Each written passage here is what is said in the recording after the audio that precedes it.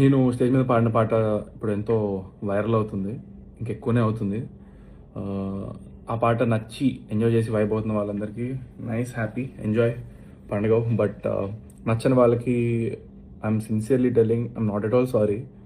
Because మీ మనోభావాలు ఇప్పుడు హర్ట్ అయినాయేమో, నాది ఎప్పుడో హర్ట్ అయినాయి. నన్ను ఇన్ని సంవత్సరాలుగా వందల వేల పదాలు నా మీద వాడారు. ఎన్నో బూతులు, ఎన్నో సార్లు, ఎన్నో ఒకేషన్స్లో ఫర్ నో రీజన్, నా తప్పే లేకుండా నన్ను అన్నారు. సో అప్పుడు ఏమైంది, మీ సమాజంలో వాడాల్సిన మాటలు, బూతులు, అమ్మో ఏమైపోయింది అప్పుడు. ఇప్పుడు రెండు పదాలు మీరు, అది కూడా మీరు నా పైన వాడిన వాటిలోంచి నేను 2 తీసుకొని, which are not even that big to be honest చెప్పాలంటే. నా జోలికి వస్తే పగిలిపోద్దిరా అంటున్నాడు అంతే. నా జోలికి రాకండి, పగిలిపోద్ది వస్తే. I stand by those words. దగ్గరకు వచ్చి చూడు, తెలుస్తుంది. అండ్ యా, సో ఎవరు అమ్మ నాన్న నేర్పరు, ఓకే, నేను నీ దగ్గర నుంచే నేర్చుకున్నాను. సో అవి తిరిగి 2 అంటే, మెయిన్గా అశోక్ కుమార్ వేముల, నీకు 24 hours టైం ఇస్తున్నా. నువ్వు గనక నాకు 24 hours అపాలజీ నీ నుంచి రాలేదనుకో, దీన్ని నేను ఎక్కడ ఎస్కలేట్ చేయాలి, ఎంత చేయాలో నేను అసలు ఇంతవరకు నా లైఫ్లో నేను ఒక మీమర్ కానీ, ట్రోలర్ కానీ, లేకపోతే నా మీద వాడిన వర్డ్స్ కానీ ఎప్పుడు కూడా నేను రియాక్ట్ అవ్వలేదు.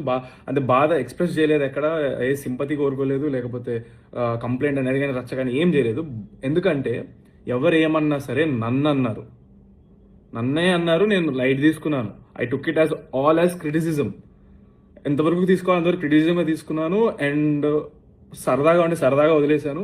కానీ దిస్ పర్సన్, నువ్వు మా ఇంట్లో మహిళలను అన్నావు, మా నాన్నగారిని అన్నావు, నాతో వర్క్ చేసిన వాళ్ళని అన్నావు, నేను దేవుళ్ళగా భావించే ప్రొడ్యూసర్లు అన్నావు, అండ్ ఆ రోజు వచ్చిన గెస్టులను అన్నావు, అందరినీ అన్నావు. చాలా నీచంగా, చండాలంగా, అసభ్యకరమైన మాటలు వాడి అన్నావు.